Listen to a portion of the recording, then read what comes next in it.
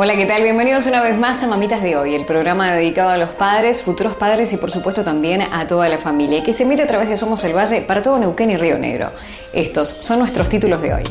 La licenciada Nora Besone también participó en la Semana del Prematuro, invitada por el CEMIC Neuquén, y contó su experiencia en el seguimiento del desarrollo de los prematuros en la provincia de Córdoba. El doctor Héctor Regondi se refiere a la fecha estimada de parto, cómo surge su determinación. El doctor Mauricio Boised, anestesiólogo del CIDEM Neuquén, explica cómo es la aplicación de la anestesia peridural y cuáles son los estudios previos necesarios. La doctora Alejandra Mercado comenta qué sucede en el mínimo de los casos en que la madre tiene problemas para producir leche. El doctor Marcelo Guangiroli del CITO habla con los pacientes que van a ser operados, explicando cómo y por qué se les hará un bypass gástrico.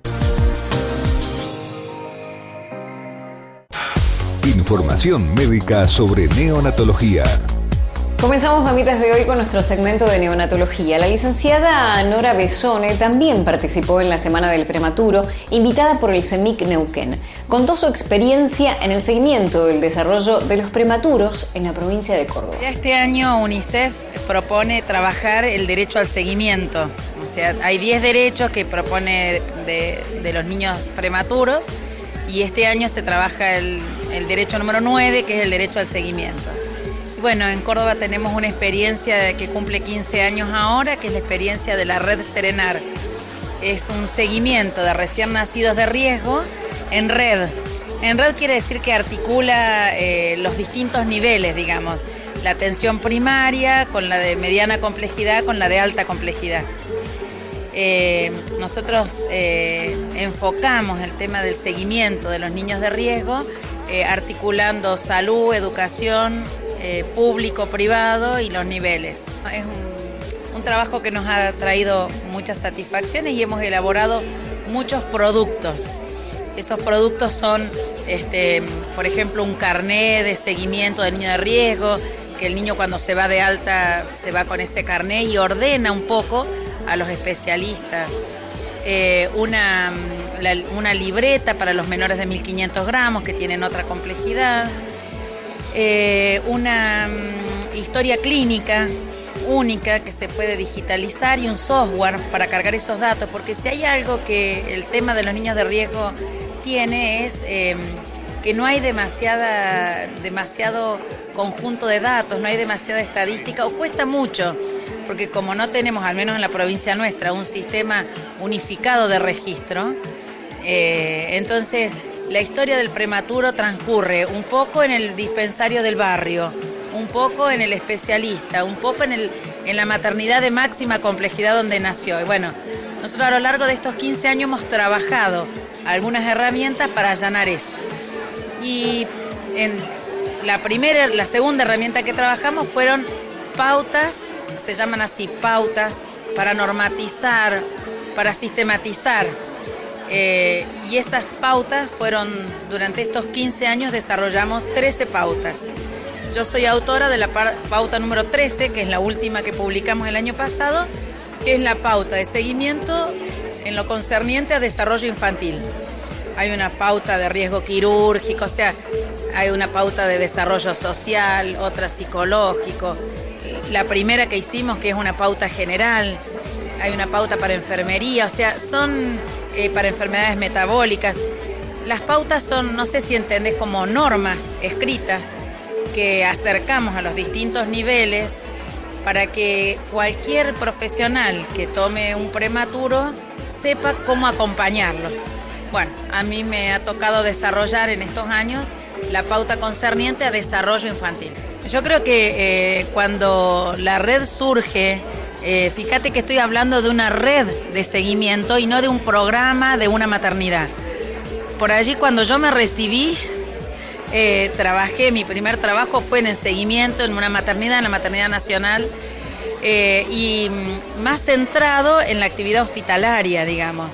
Y tal vez uno como profesional o como equipo pretende que la población, que las familias vuelvan a hacer el seguimiento desde ahí.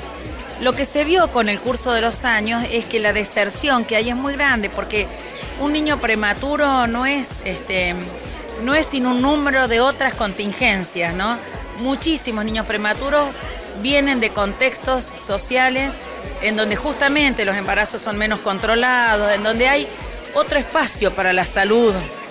Un problema grande que tienen los programas de seguimiento hospitalarios es la deserción. Si hay algo desde la red que yo puedo decir que vimos como mejora es la posibilidad de captación de esos prematuros.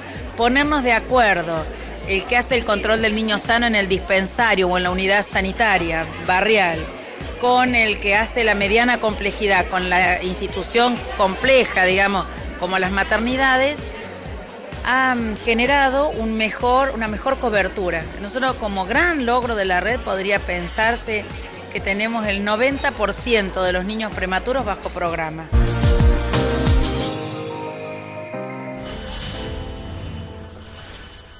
CITO, Centro Integral del Tratamiento de la Obesidad y Enfermedades Metabólicas, Centro Regional de Bypass Gástrico, les informa que ahora los espera en su nueva sede de Independencia 328 Neuquén. CITO, la solución definitiva al problema de la obesidad. Pañalera Babylandia, niños y adultos, el mejor y mayor surtido en accesorios para bebés y mamás. Atención personalizada, las mejores marcas. Delivery llamando al 442-7676. Salta 234 Neuquén. Preservar las células madre de tu bebé es protegerlo. No dejes pasar la oportunidad única e irrepetible de tu parto. Preserva las células madres de tu bebé. Preserva vida. Bioprocrearte. Auspicia este segmento en Mamitas de Hoy. Cuando piensa en la salud de su familia, imagina el Centro de Medicina y Diagnóstico con la más alta tecnología y excelencia médica. Clínica Dr. Roberto Rania. Cuidar su salud es nuestra razón de ser. Ministro González 426 y subsedes. Clínica Dr. Roberto Rania informa que próximamente trasladará su sede central de Ministro González 426 a su nuevo edificio de Tucumán 71, Neuquén Capital. Información médica sobre hematología. Entramos ya en el segmento de hematología y embarazo. El doctor Héctor Rigondi se refiere a la fecha estimada de parto. ¿Cómo surge la determinación? Bueno, número uno, la fecha probable de parto en una paciente que tiene sus menstruaciones todos los meses, que es regular, que se conoce, que sabe, conoce su método anticonceptivo, que no tiene alteraciones. Se saca sacando la fecha a partir de su última menstruación. En esa ecografía de las 12 semanas que te comento es donde nosotros vemos cuántas semanas tiene, 12 por la amenorrea, que es la falta de menstruación. ¿Cuántas semanas tiene el feto? 12, o sea que concuerdan. Entonces nos basamos en esa regla a través del hecho criollo de sumar con los dedos y llegar a la época del parto o las semanas, o usando un gestograma, contando con los dedos, sacando los 280 días que dura el embarazo y las semanas, y si no un gestograma que apoyando la fecha en su última regla buscamos las semanas. Bueno, la fecha probable de parto es cierta. Cuando una señora no tiene fecha probable de parto porque, por ejemplo, tuvo un niño, está en periodo de lactancia, no se cuidó y quedó nuevamente embarazada, no sabemos cuándo menstruó. Entonces, ¿cómo lo sabemos? Con la ecografía más precoz. Sacamos una ecografía, ponele 7 semanas donde recién se ve el embrión latir, lo corroboramos con otra ecografía, la de las 12, y de allí proyectamos la fecha probable de parto. La fecha probable de parto en las ecografías precoces del primer trimestre tiene una discordancia de una semana de ecografía. Si a mí me informa hoy que este fetito tiene 10 semanas, ¿sí?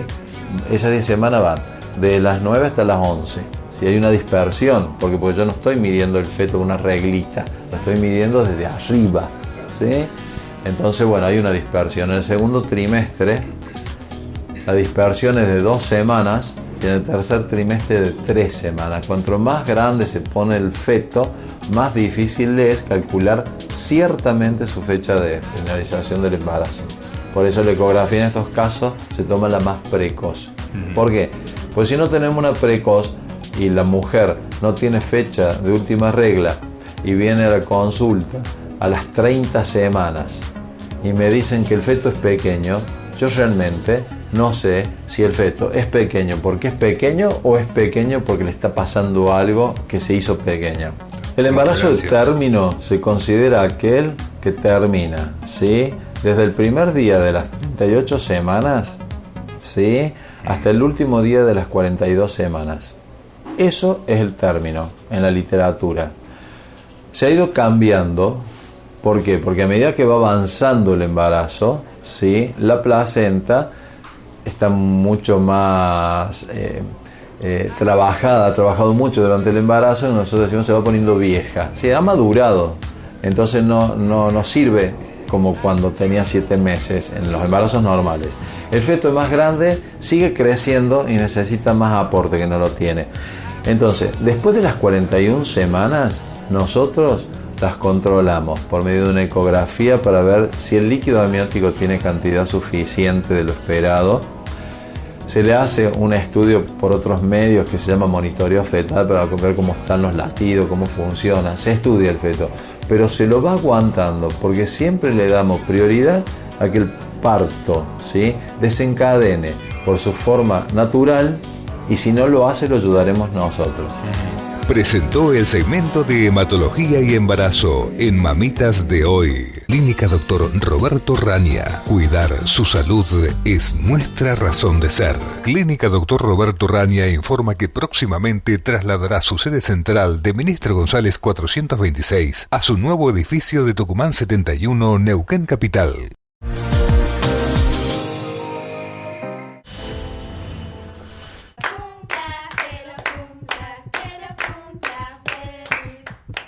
Hoy es mi cumpleaños. Gracias por ayudarme.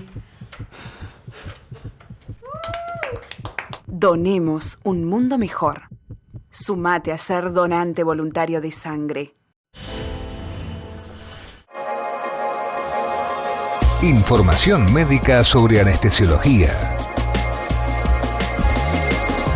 Entramos ya en el segmento de anestesiología. El doctor Mauricio Boised, anestesiólogo del CIDEM Neuquén, explica cómo es la aplicación de la anestesia peridural y cuáles son los estudios previos necesarios. Normalmente nosotros hacemos una dosis inicial de bupivacaína al 0,1%, ¿sí?, que para una cesárea sería al 0,5%, y hacemos una dosis de entre 8 centímetros, 8 o 10 centímetros. ¿Sí? Inicial. Lo que tengas pedido para el parto, ¿sí?, algo necesario que sería, si vos me preguntás como anestesiólogo, un coagulograma, ¿sí? El coagulograma se la piden a todas las pacientes que en trabajo de parto que van a ir a cesárea. Entonces, digamos, con los estudios que normalmente pide el ginecólogo, es suficiente para hacer una analgesia peridural. En caso de que hubiera alguna paciente con algún trastorno, lo ideal es que nos visiten a nosotros, tengamos una charla en el consultorio de anestesia, se evalúa la paciente y a veces se toman riesgos. Incluso antes se decía que haciendo anestesia peridural aumentaban los índices de cesárea. Hoy día se sabe hasta que disminuyen las cesáreas, porque una paciente que está descontrolada por el dolor puede tolerar el trabajo de parto y no tener la cesárea. Lo mismo sería indicación habiendo forceps, ¿sí?, que como decía Verónica casi no se usan. Pero bueno, sería indicación en caso de que uno tuviera que usar en ese momento. En caso de que tengamos una paciente, por ejemplo, vamos a hacer dos o tres diferencias. Una paciente que está con mucho dolor y está con 2 centímetros, a veces se puede hacer una anestesia combinada, que se hace una dosis raquídea de morfínico, de fentanilo, y después se sigue con la anestesia peridural. Eso como para que sepa que a veces puede cambiar la técnica de acuerdo a la paciente, de acuerdo a la evolución de la paciente. Lo mismo si tenemos una paciente que tiene 3 partos anteriores y nos llega con 9 centímetros de dilatación, con dolor a los 9 centímetros, que a veces es lógico, en una mujer que no es primípara, si yo le hago una peridural, el efecto que yo digo que tarda 15 a 20 minutos no lo va a alcanzar a hacer efecto. Entonces, en vez de hacer una anestesia peridural, se hace una dosis raquídea, también muy inferior a lo que es para una cesárea. Y la dosis, entonces, ¿qué me permite? Que calme inmediatamente el dolor y la paciente que está con 9 centímetros tenga el parto a los 15 a 20 minutos mucho más confortable, sin dolor. Nosotros vemos, ¿es algo común que se haga? Es algo normal. Por ejemplo, si nosotros vemos Capital Federal, es algo que si vas a la Suiza Argentina, a cualquier clínica materno-infantil, se hace de rutina, y si vos no querés la anestesia para parto, tenés que decir, mira, yo no quiero. Si no, se hace de rutina. Se hace de rutina. ¿Por qué nosotros por ahí estamos un poco más atrasados? Por ahí, un poco por el tema de las obras sociales. Nosotros muchas obras sociales no cubrían, mira, no cubre instituto. Presentó el segmento de anestesiología CIDEM, Centro Integral de la Mujer, el Centro Médico de Neuquén, con toda la infraestructura, la complejidad y el elemento humano y profesional para atender la salud de la mujer al nivel de la excelencia. Centro Integral de la Mujer, Ministro González 232.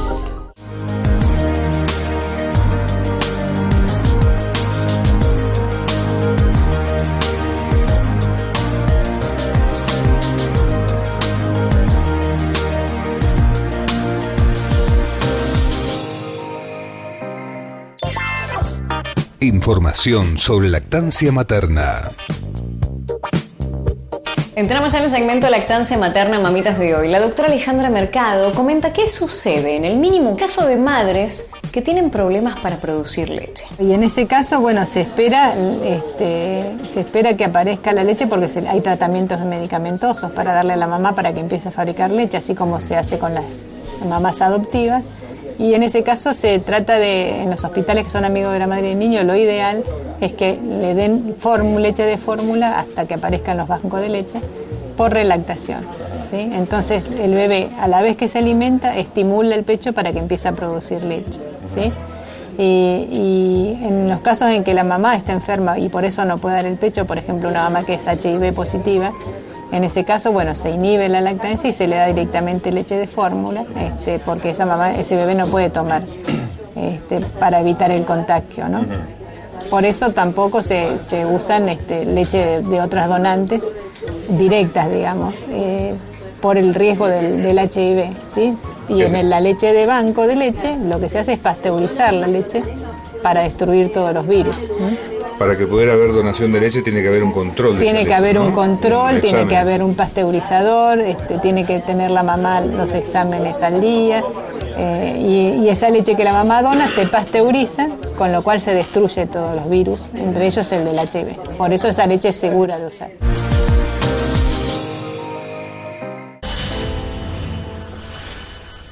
Cuando nace un bebé, recibís muchos regalos, pero antes de nacer, vos podés hacerle un regalo a él. Preservá sus células madre de cordón umbilical. Guardalas como yo, en BCU Bioprocrearte, el banco más grande de América Latina.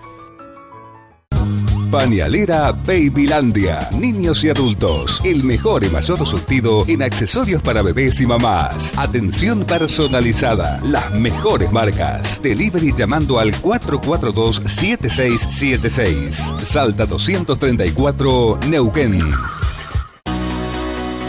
Información médica sobre obesidad. Entramos ya en el último bloque de Mamitas de hoy, dedicado a la obesidad. El doctor Marcelo Guangiroli del CITO Neuquén, el Centro Integral del Tratamiento de la Obesidad, habla sobre los pacientes que van a ser operados y explicando cómo y por qué se les hará un bypass gástrico. Hoy vamos a charlar un poquito de cuáles son los procedimientos quirúrgicos que vamos a hacerle a cada uno de ustedes para que entendamos por qué los vamos a operar y por qué es necesario operar cuando tenemos no solamente obesidad, sino que muchos de ustedes, aparte de obesidad, tienen hipertensión arterial, tienen diabetes, tienen intolerancia a la glucosa, tienen problemas osteoarticulares y tienen colesterol alto y tienen triglicéridos altos, y todos esos son componentes metabólicos, ¿sí?, de esto que es la obesidad. La obesidad no es solamente una enfermedad por exceso de peso, sino que es una enfermedad que está relacionada con un montón de eventos metabólicos, y vamos a ver con la cirugía cómo los podemos modificar. Y cuando hablamos de la cirugía, vamos a hablar específicamente de dos procedimientos, que es la gastrectomía vertical o la manga gástrica y el bypass gástrico. ¿Por qué vamos a hablar de estas dos cirugías? Porque son las que algunas de ustedes, seguramente casi todas ustedes las vamos a hacer bypass gástrico, pero bueno, tenemos que charlar de las dos opciones terapéuticas. Y si bien existen otros procedimientos, no viene al caso que los charlemos hoy porque no los vamos a hacer ninguno de ustedes, que es la banda gástrica ajustable, que hoy casi nosotros no la utilizamos, y los procedimientos malabsortivos puros, como la cirugía de Scopinaro, que tampoco tiene ninguna relación que lo hablemos ahora, porque tampoco se las vamos a hacer a ustedes. Entonces vamos a tratar de charlar sobre los dos grandes procedimientos, que es la gastrectomía en manga y el bypass gástrico.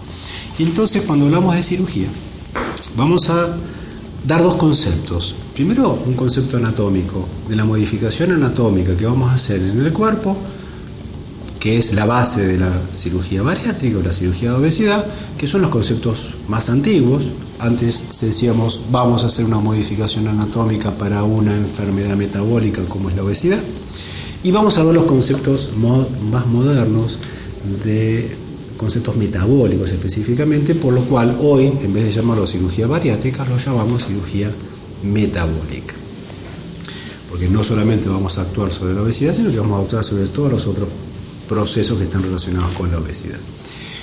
Y para hablar de la anatomía, primero vamos a hacer un repaso rápido de lo que es el aparato digestivo. Y ustedes ven, se ve aquí, ¿lo ven bien? Sí. Ven aquí el esófago. Esto es el estómago. El estómago tiene tres partes. Una parte alta que se llama el fondo del estómago, donde entra la comida. Vamos a ver como si fuera esto una papa. Entra la papa dentro del estómago. Esta papa empieza a mezclarse en este fondo del estómago con los jugos gástricos, de tal manera que todo empieza a romperse los alimentos, esa papa se empieza a disgregar. Llega a esta parte del estómago que se llama cuerpo. Aquí esto es como si fuera un lavarropas, se sigue disgregando, se sigue mezclando toda esa papa con los jugos digestivos. Y cuando llega a esta parte terminal del estómago que se llama antro, la comida queda ahí en reposo. Y de a poquito va pasando a través de esto que es una válvula que se llama píloro, va pasando de a poquito hacia el duodeno. ¿Por qué es importante esto? Porque si toda la comida que entrara aquí en el estómago pasaría rápidamente, no se produciría el primer efecto metabólico para absorción de nutrientes, que es la mezcla de la bilis y el jugo pancreático con la comida aquí en el duodeno. La bilis, que se produce en el hígado, que va por este conducto, y el jugo pancreático, que es todas las enzimas que produce el páncreas, terminan en un solo conducto en el intestino, y ahí, ¿sí?, empieza la verdadera absorción de nutrientes. Las sales biliares o la bilis facilitan la absorción de grasas, y el jugo pancreático lo que produce es lo que son una serie de enzimas que rompen los alimentos y que favorecen la absorción de las proteínas y los almidones. De tal manera que cuando la comida empieza a transitar este primer metro de intestino, prácticamente toda la absorción de los nutrientes que estamos comiendo se absorbe en este primer metro de intestino.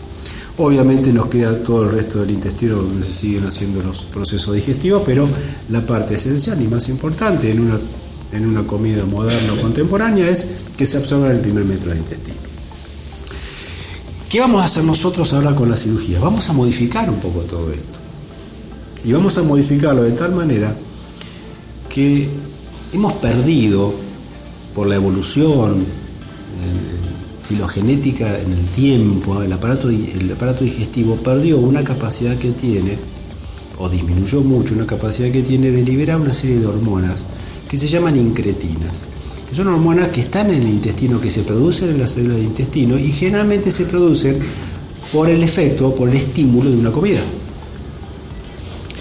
Pero claro, como casi todos los nutrientes se absorben en este primer metro de intestino, esa capacidad que tiene el intestino de liberar esas hormonas se ha perdido o está muy disminuido, sobre todo en los pacientes obesos. Entonces, lo que vamos a hacer nosotros con las modificaciones anatómicas que vamos a charlar ahora es justamente estimular esa formación de incretinas o de hormonas intestinales que en este momento hoy, como está naturalmente en el intestino, no se produce. Entonces, ¿qué hacemos con la cirugía? Vamos a producir una modificación anatómica por un lado y vamos a estimular la liberación de una serie de hormonas intestinales. Ese es el concepto hoy metabólico, ¿sí? Y el más importante, porque esto antes no se sabía y esto es lo que se sabe hoy. Esas hormonas o incretinas son las que van a mejorar todos los fenómenos o los factores metabólicos que están involucrados con la obesidad. Presentó el segmento de obesidad en Mamitas de hoy. CITO, Centro Integral del Tratamiento de la Obesidad y Enfermedades Metabólicas, Centro Regional de Bypass Gástrico, les informa que ahora los espera en su nueva sede de Independencia 328 Neuquén. CITO, la solución definitiva al problema de la obesidad.